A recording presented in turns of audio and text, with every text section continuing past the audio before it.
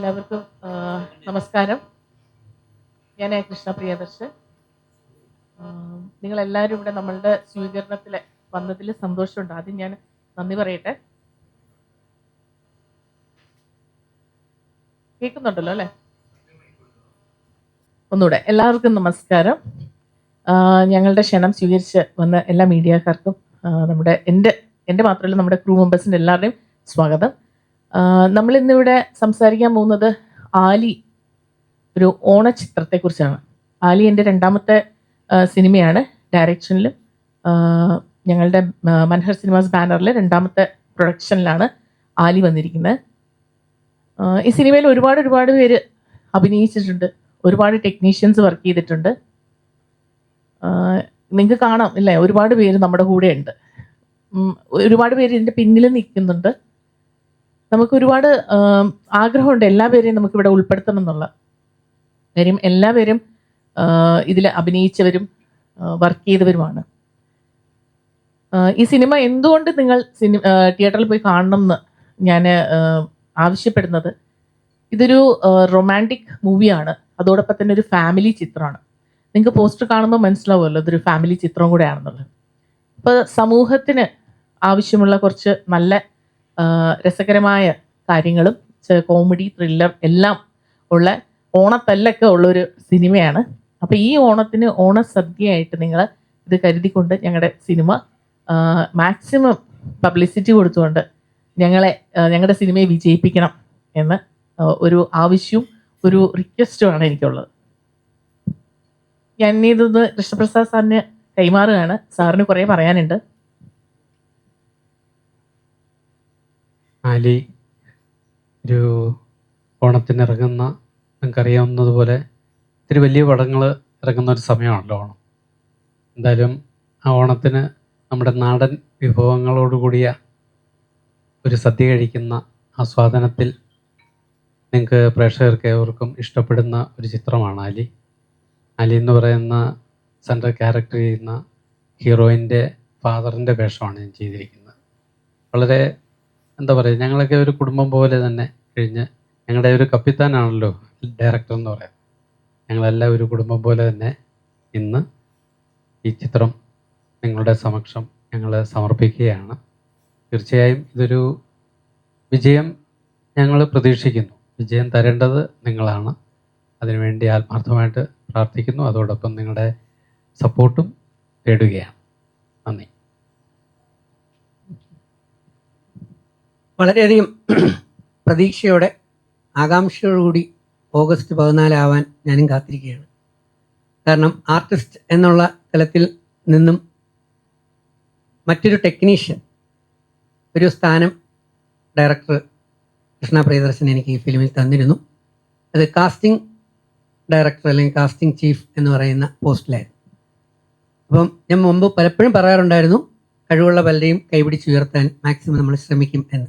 കൂട്ടത്തിൽ ഈ സിനിമയുടെ സ്ക്രിപ്റ്റ് വായിച്ചു കഴിഞ്ഞപ്പോൾ ആ ക്യാരക്ടേഴ്സിനെ ബേസ് ചെയ്തുകൊണ്ട് ഏകദേശം 32 ആർട്ടിസ്റ്റുകളെ ഒത്തിരി സിനിമകളിൽ പെർഫോം ചെയ്തിട്ടുള്ളതും പിന്നെ ഒരു പിടി ന്യൂ ഫേസുകളും ഉൾപ്പെടെ 32ഓളം ആർട്ടിസ്റ്റുകളെ ഇതിലേക്ക് കാസ്റ്റ് ചെയ്യാനും അവരെല്ലാവരും തന്നെ വളരെ ഗംഭീര പെർഫോമൻസ് ആലിയിൽ കാഴ്ചവെക്കുന്നത് കണ്ടപ്പോൾ നമ്മുടെ സെലക്ഷൻ അല്ലെങ്കിൽ കാസ്റ്റിംഗ് ചീഫ് എന്നുള്ള തലത്തിൽ ഈ ആർട്ടിസ്റ്റുകളെ സെലക്ട് ചെയ്ത് കൊടുത്തപ്പോൾ വളരെയധികം സന്തോഷവും സംതൃപ്തിയും തോന്നി.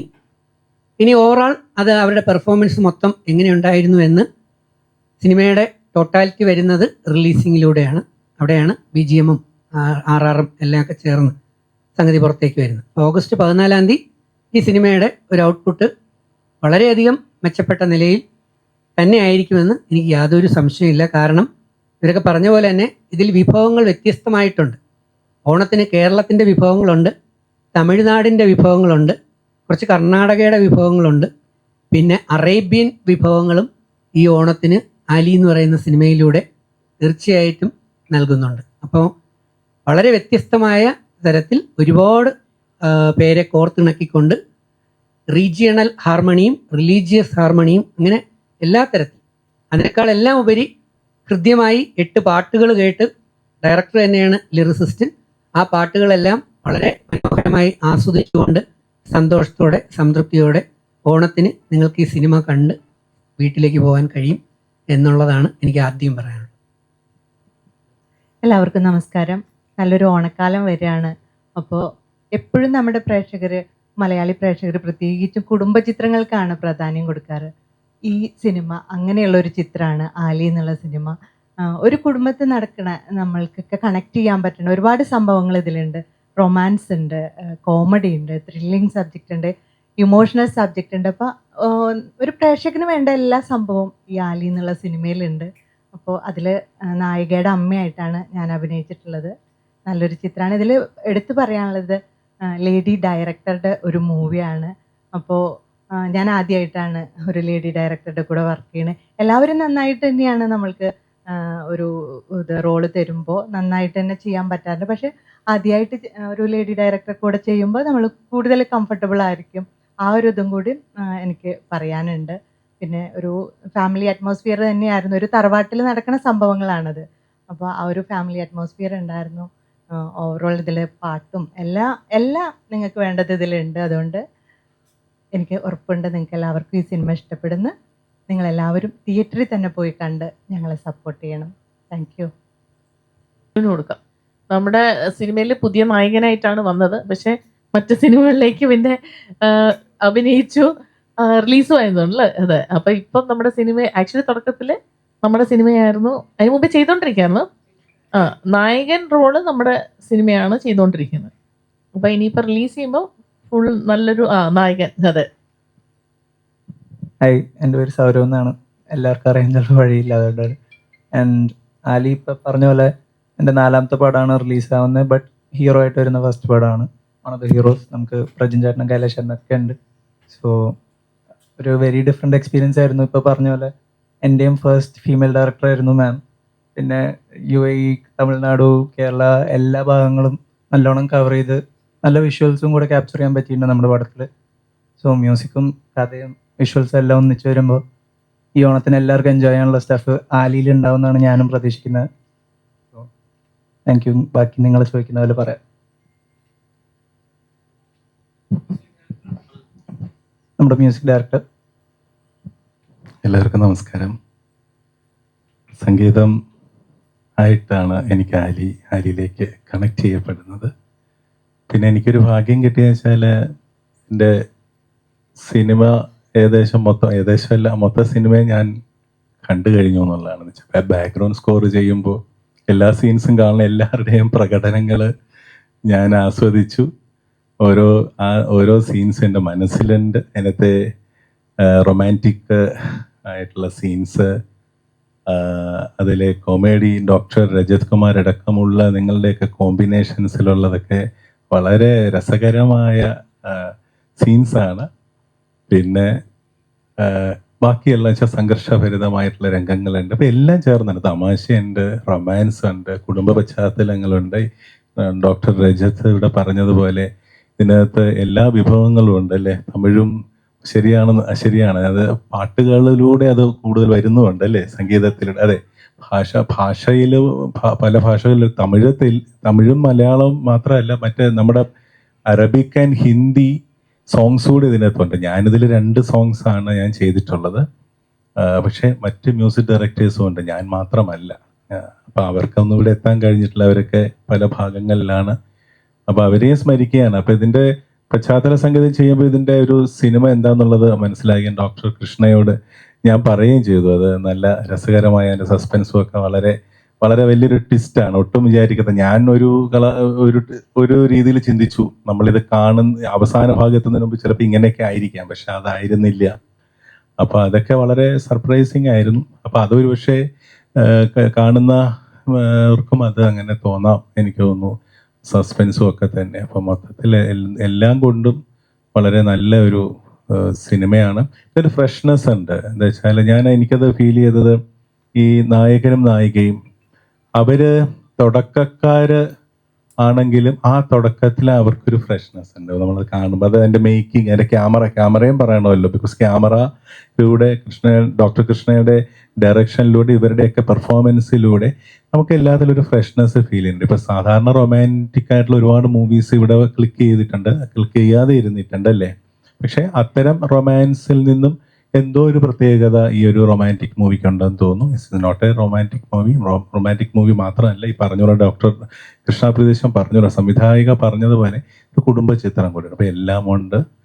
പാട്ടുകൾ ചെയ്യാൻ കഴിഞ്ഞാൽ ഒരുപാട് സന്തോഷം. പിന്നെ പാട്ടിന്റെ പ്രത്യേകതകൾ, ഇത് ഇപ്പൊ നേരത്തെ പറഞ്ഞ പോലെ തമിഴും മലയാളവും ആ രണ്ട് കൾച്ചറും ഇതിനകത്തുണ്ട്. അപ്പൊ ഈ പാട്ടിന്റെ വരികളിലും ഡോക്ടർ കൃഷ്ണ പ്രിയദർശൻ തന്നെയാണ് ഇതിന്റെ വരികളും എഴുതിയിരിക്കുന്നത്. ആ വരികളില് ആ തമിഴും മലയാളവും ഭാഷകളുണ്ട്. അത് ഞാൻ എൻ്റെ മൂളുമ്പോൾ ആ പാട്ടിന്റെ കുറച്ച് വരികൾ ആലപിക്കുമ്പോൾ നിങ്ങൾക്ക് മനസ്സിലാകും. അതിനകത്ത് തമിഴ് വേർഡുകളുണ്ട്, മലയാളം വേർഡുകളുണ്ട്. അപ്പൊ അങ്ങനെയുള്ള കോംബോ മൂവി സോങ്സ് ഇതിനു മുമ്പ് ഇറങ്ങിയിട്ടുണ്ട്. ഇതിൽ കുറേ നാൾക്ക് ശേഷം അങ്ങനത്തെ ഒരു സോങ് ഇറങ്ങുന്നത്. അപ്പൊ ഞാൻ ആദ്യമായിട്ട് അങ്ങനത്തെ ഒരു രീതിയിൽ കമ്പോസ് ചെയ്യുന്നത്.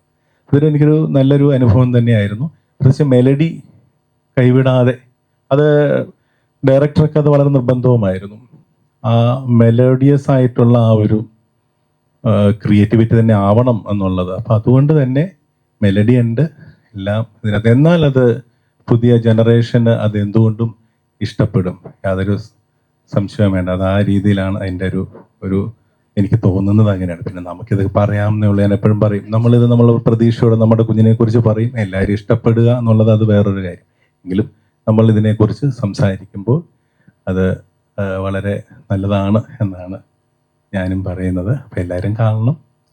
ഓഗസ്റ്റ് 14 സിനിമ ഇറങ്ങുമ്പോൾ തിയേറ്ററിൽ തന്നെ പോയി കാണുക, പ്രോത്സാഹിപ്പിക്കുക. ഒരുപാട് കലാകാരന്മാർക്ക് ഇത് വലിയൊരു ബ്ലെസ്സിങ് ആയിരിക്കും. നിങ്ങളുടെ എല്ലാവരുടെ സാന്നിധ്യത്തിന് ഒരുപാട് സന്തോഷം. Thank you.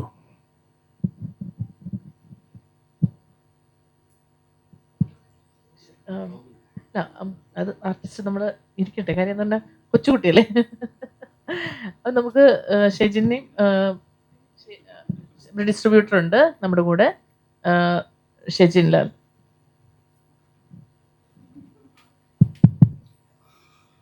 ആദ്യം തന്നെ ഇവിടെ വന്ന എല്ലാ മീഡിയ സുഹൃത്തുക്കൾക്കും നന്ദി പറയുന്നു. നിങ്ങളുണ്ടെങ്കിൽ മാത്രമേ പടത്തിൻ്റെ ഡീറ്റെയിൽസ് ഓഡിയൻസിൻ്റെ അടുത്തെത്തൂ.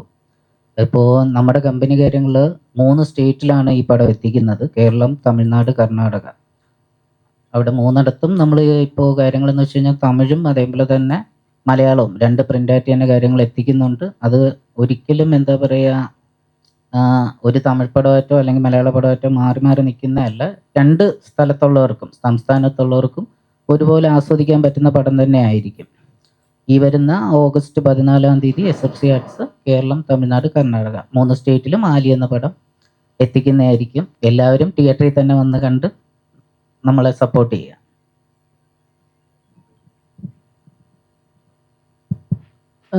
ഇനി ജോബിസ് ചിറ്റിലമ്പള്ളി ഫാമിലി എന്നാണ്. അങ്ങനെ ഒരു ആക്ടർ ഇറങ്ങിയിട്ടുണ്ട് ഇപ്പോൾ. അദ്ദേഹം അബുദാബിയിൽ നിന്ന് വന്നിരിക്കുകയാണ്. നിങ്ങൾ മീഡിയക്കാരെല്ലാവരും നമ്മളെ സപ്പോർട്ട് ചെയ്യുന്നതോടൊപ്പം അദ്ദേഹത്തെ സപ്പോർട്ട് ചെയ്യും. കാര്യം ഇനി വരും ജനറേഷനിൽ നെക്സ്റ്റ് ഇനിയും പുതിയ ആർട്ടിസ്റ്റുകൾ ഇറങ്ങണമല്ലോ മലയാള സിനിമയ്ക്ക് വാഗ്ദാനങ്ങളായിട്ട്. അങ്ങനെ കുറച്ച് പുതിയ ആർട്ടിസ്റ്റുകൾ നമ്മുടെ കൂടെ ഉണ്ട്.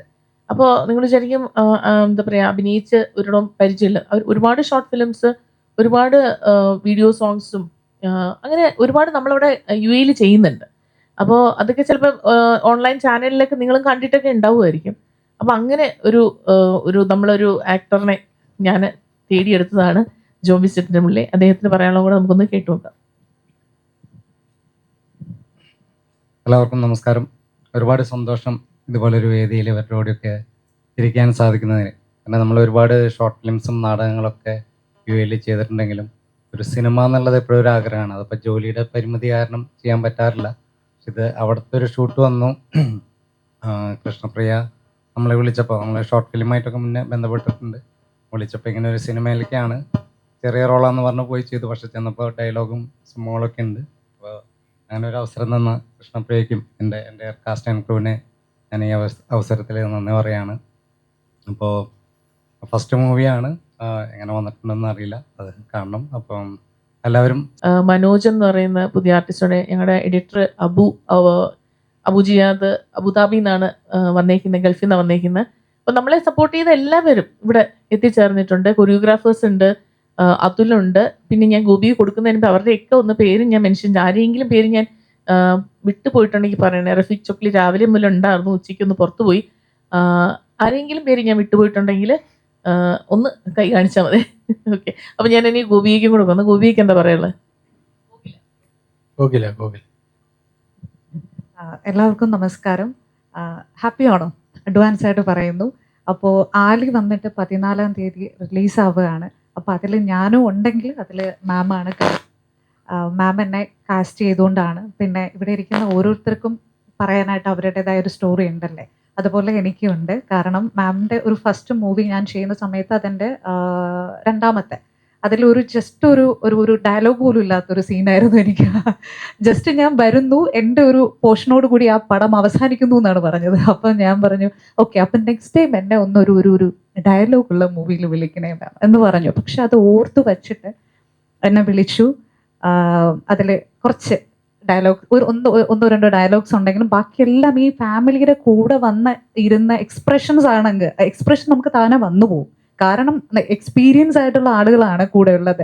അപ്പോൾ ഓരോരുത്തരുടെ പേര് ഞാൻ എടുത്ത് പറയണ്ട. ഇപ്പം എല്ലാവരും എക്സ്പീരിയൻസ് ആയിട്ടുള്ള ആളുകളുമായിട്ട് വർക്ക് ചെയ്യുമ്പം നമുക്ക് അവരുടെ നിന്ന് ഒരുപാട് കാര്യങ്ങൾ മനസ്സിലാക്കാൻ പറ്റും. ഒരു ഡയലോഗ് ഉള്ളൊരു മൂവി എന്ന് പറയുമ്പോൾ ഇത് തന്നെയാണ്. I M GLAAD. തീർച്ചയായിട്ടും. അല്ലാതെ ഇവരുടെ സെറ്റിൽ ഇവരെല്ലാവരും എങ്ങനെയാണ് മറ്റുള്ളവർ പെരുമാറുന്നത്, ഇപ്പം മീഡിയയുടെ മുന്നിൽ എങ്ങനെയാണ് പെരുമാറുന്നത്. ഞാൻ മോഡലിംഗ് ഇൻഡസ്ട്രിയിൽ വന്നിട്ട് 10 വർഷമായി. റാം വോക്ക് മോഡലാണ്. പക്ഷെ ഒരു ഫിലിം എനിക്ക് ഭയങ്കര ആഗ്രഹമുള്ളൊരു പോർഷനാണ്. ഞാൻ ഒരുപാട് ഓഡീഷൻസ് അറ്റൻഡ് ചെയ്ത ഒരാളാണ്. പക്ഷെ മാം എന്നെ ഒരു ഓഡീഷൻ അല്ല എടുത്തത്. ശരിക്കും പറഞ്ഞ് ക്യാമറയിൽ നോക്കി എൻ്റെ ഒരു പെർഫോമൻസ് നോക്കി പിന്നെ എനിക്കൊരു ഓപ്പർച്യൂണിറ്റി തരികയാണ് ചെയ്തത്. ആ ഓപ്പർച്യൂണിറ്റി എന്ന് പറയുന്നത് ചെറിയൊരു കാര്യമില്ല. ഐ എം റിയലി ഗ്ലാഡ് മാം. അപ്പം അവിടെ വന്ന സമയത്ത് ഇപ്പം എന്തെങ്കിലും നമ്മൾ മിസ്റ്റേക്കുകൾ വരികയാണെങ്കിൽ തന്നെ ഇപ്പോൾ സീനിയേഴ്സ് ആയിട്ടുള്ള ആർട്ടിസ്റ്റുകളായിക്കോട്ടെ, അവരെല്ലാവരും നമ്മളോട് വന്ന് പറയാൻ വില്ലിങ് ആണ്.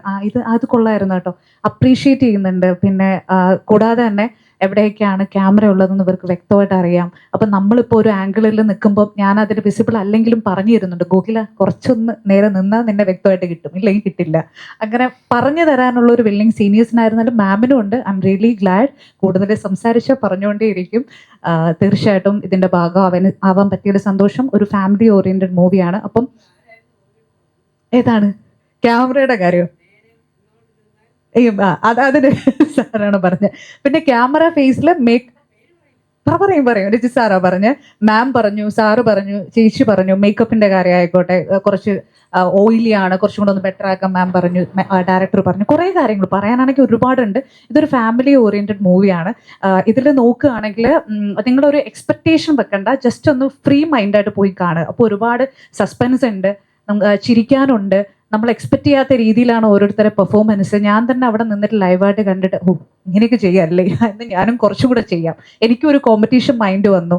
സോ അതിനെല്ലാം ഇവരെല്ലാവരും ഒരു കാരണക്കാരാണ്. അപ്പോൾ ഒരു എക്സ്പെക്ടേഷൻ അല്ല, അതിനേക്കാളും ഒരു നമ്മൾ പോയിരുന്ന് കാണുക. അപ്പം നമുക്കൊരു ഒരു സ്റ്റോറി മനസ്സിലാവും. അത് റിയലൈസ് ചെയ്യാനായിട്ടും ശ്രമിക്കുക. അപ്പോൾ എല്ലാവരും ഓണത്തിന് എല്ലാ മൂവിയുടെ കൂടെ ഈ ഒരു മൂവിയെയും സപ്പോർട്ട് ചെയ്യുക. Thank you. അവനോടാണ്, ആലി എന്നൊരു പേര് ഈ മൂവിക്ക് കൊടുക്കാൻ എന്താ കാരണം? ഫസ്റ്റ് ഓഫ് ഓൾ ഒരു ഇമ്പോർട്ടൻറ്റ് ക്യാരക്ടറാണ് ആലി. ഞാൻ എല്ലാം റിവീൽ ചെയ്യേണ്ടില്ല, അതുകൊണ്ട് പറ്റത്തില്ല. ആലിയുടെ മീനിങ് മാത്രം ഞാൻ പറയാം. മഴയത്ത് തുടങ്ങുന്നൊരു റൊമാൻസാണത്. അപ്പോൾ മെയിൻലി നമ്മൾ പറഞ്ഞല്ലോ ഇവിടെ റൊമാൻസിന് ഇമ്പോർട്ടൻസ് കൊടുക്കുന്നൊരു മൂവിയും കൂടെയാണ്. അപ്പോൾ ഒരു യാദൃശ്ചികമായി പെയ്യുന്ന ഒരു മഴയത്ത്, ഒരു നല്ല മഴയാണ്, ആ മഴയത്ത് തുടങ്ങിയ ഒരു മുട്ടിട്ട പ്രണയം. അപ്പോൾ അതിനെ ഓർക്കാൻ വേണ്ടിയിട്ടാണ് ആലി എന്നിട്ട്. ആലി എന്ന് പറഞ്ഞ മീനിങ് ആലിപ്പഴം കേട്ടിട്ടുണ്ടല്ലോ, ഹെയിൽ സ്റ്റോം എന്നുള്ളതാണ്. അപ്പം അതുകൊണ്ടാണ് ആലി എന്നിട്ട്. മാം തന്നെയാണോ ഇതിലെ ആക്ടേഴ്സിനെയൊക്കെ സെലക്ട് ചെയ്തെടുത്തത്?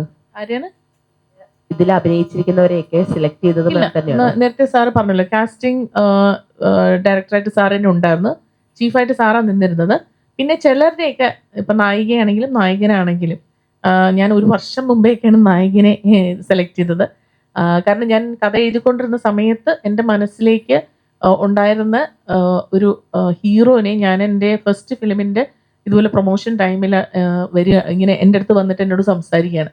അപ്പോൾ ഞാൻ ശരിക്കും അതിശയപ്പെട്ടു പോയി. ഞാൻ എഴുതി വെച്ച കഥാപാത്രം എൻ്റെ മുമ്പിൽ വന്ന് നിൽക്കുന്നു. ഞാൻ എന്നിട്ട് ചോദിച്ചു അഭിനയിക്കുക. അപ്പോഴാണ് പറയുന്ന ഒരു സിനിമ ചെയ്തുകൊണ്ടിരിക്കുകയാണ്, അവരുടെ ഫാദറിൻ്റെ സിനിമ ചെയ്തുകൊണ്ടിരിക്കുകയാണ്, രാസാത്തീതാണ്. അപ്പം ഞാൻ പറഞ്ഞു ഞാൻ അഭിനയിക്കാൻ വിളിച്ചാൽ വരുമോ എന്ന് ചോദിച്ചു. തീർച്ചയായിട്ടും വരാമെന്ന് പറഞ്ഞു. അപ്പം ലോങ് ഹെയർ ഒക്കെ ഉണ്ട് സൗരഭിന് പോലും അത് അറിയത്തില്ല. പക്ഷെ എൻ്റെ മനസ്സിൽ ഞാൻ ഞെട്ടി, എൻ്റെ ഈ ക്യാരക്ടർ ഒന്ന് എൻ്റെ മുന്നിൽ നിൽക്കുമ്പോൾ.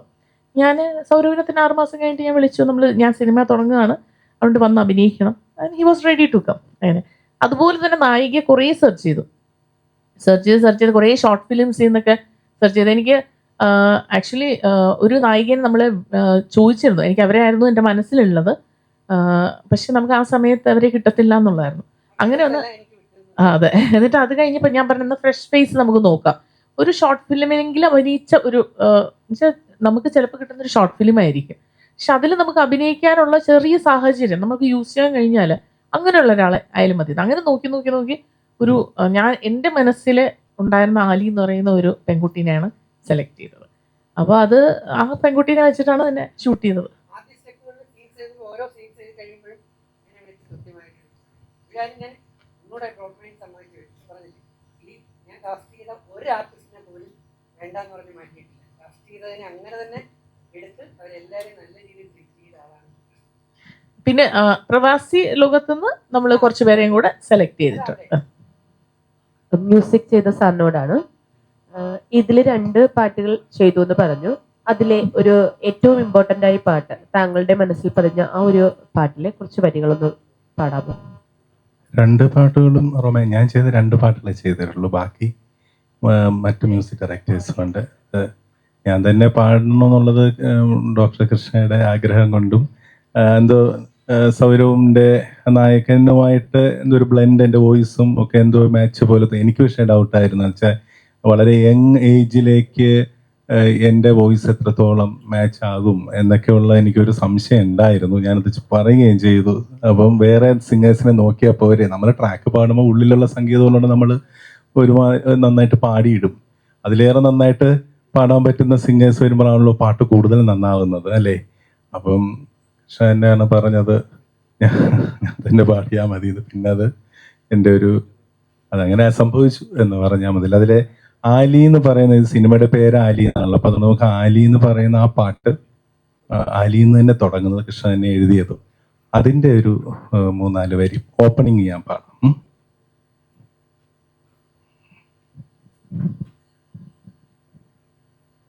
ആലി ആലി മുത്തും മുത്തി അളികം അളകം കാറ്റിൽ പെണ്ണി പാറും അഴകും അഴയാതെ കൈകൾ നെഞ്ചം തൊടും ആലഭ്യമെന്നിൽ അഴലേകിയാളും കാതൽ കാതൽ കാതൽ ആലി ആലി മുത്തം മുത്തി അളികം. ഇതാണ് ആലി എന്നുള്ള ടൈറ്റിൽ സോങ്. പക്ഷെ ഒരു സോങ് കൂടെ ഉണ്ട്, അത് കുറച്ചുകൂടെ ഡിഫറെൻ്റ് ആണ്. അത് കുറച്ചുകൂടെ ഈ മോഡേൺ രീതിയിൽ, അതും കൂടെ ഞാൻ 4 വരി പാടാതെ. നിൻ അരികിൽ ഞാൻ എത്താം കിനാവിൽ കണ്ട പോലെ, നിൻ മിഴിയിൽ ഞാൻ മഴയായി നെഞ്ചോട് സൊല്ലാതെ പോയോ, നിമിഷമേ വേഗം കടന്നു പോ, ദിനമേ വേഗം മറഞ്ഞു പോ, എൻ ജീവനേ നീ എൻ ശ്വാസമേ, നിൻ അരികിൽ ഞാൻ എത്താം കിനാവിൽ കണ്ട പോലെ, നിൻ മിഴിയിൽ ഞാൻ മഴയായി നെഞ്ചോട് സൊല്ലാതെ പോയോ. ഇങ്ങനെ 2 പാട്ടുകളാണ് ഞാൻ സംഗീതിച്ചത്. ഞാൻ നേരത്തെ പറഞ്ഞ പോലെ തമിഴ് വാക്കുകളും ഉണ്ട് അതിനകത്ത്. പാടാൻ വേറൊരു പ്രത്യേക ഒരു സുഖം, മലയാളത്തിൻ്റെ കൂടെ തമിഴ്. Thank you.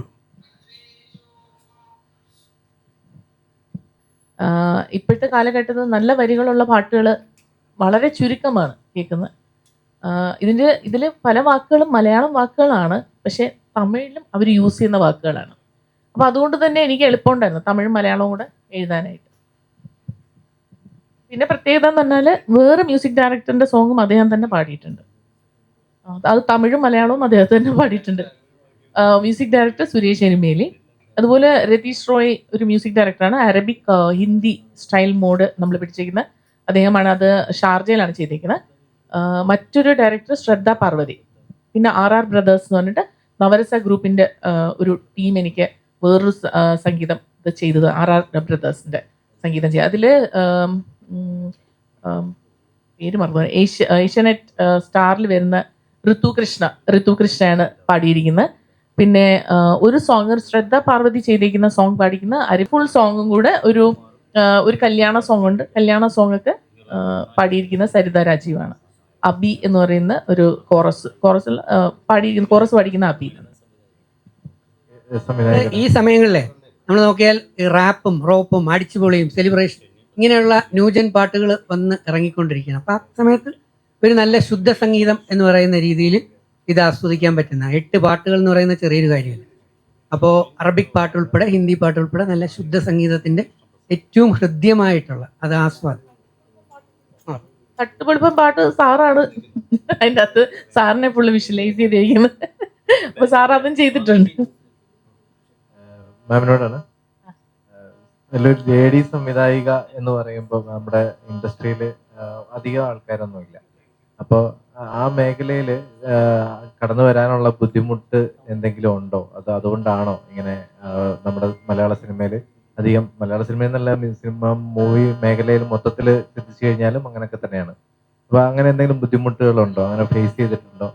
എൻ്റെ ഫസ്റ്റ് ഫിലിമിൽ എനിക്ക് ബുദ്ധിമുട്ടുകൾ ഉണ്ടായിട്ടുണ്ട്. ചിലപ്പോൾ എന്നെ മനസ്സിലാവാത്തതുകൊണ്ടായിരിക്കും അവർക്ക്. ഞാനെപ്പോഴും അങ്ങനെ ചിന്തിക്കാറുള്ള. ഞാൻ ഒരുപാട് അങ്ങനെ എൻ്റെ വർക്കിനെ സംബന്ധിച്ചോ ഞാൻ എന്താണെന്നും ഞാൻ ആരോടും സംസാരിക്കാറില്ല. ഞാൻ വരുന്ന വർക്ക് കംപ്ലീറ്റ് ചെയ്യുക പോവുക, അതാണ് എൻ്റെ രീതി. ഞാൻ കാണുന്നുണ്ട് അവരെന്ത് ചെയ്യുന്നുണ്ടെന്ന്. അത് സിക്സ്ത് സെൻസ് വർക്ക് ചെയ്യുന്ന പോലെ നമുക്ക് വിഷ്വലൈസ് ചെയ്യാൻ കഴിയുന്നുണ്ട്. എന്നെക്കുറിച്ച് ഞാൻ പറഞ്ഞിട്ടില്ല ആരോടും ഇതൊന്നും. സ്പിരിച്വലി ഹൈലി കണക്റ്റഡ് ആയതുകൊണ്ടും അതിൻ്റെ ഒരു ഇത് ചെയ്തുകൊണ്ടിരിക്കുന്നുണ്ട്, ഞാൻ പ്രാക്ടീസ് ചെയ്യുന്നതുകൊണ്ട് നമുക്ക് ആര് എന്ത് എങ്ങനെ ചെയ്യും എന്നുള്ള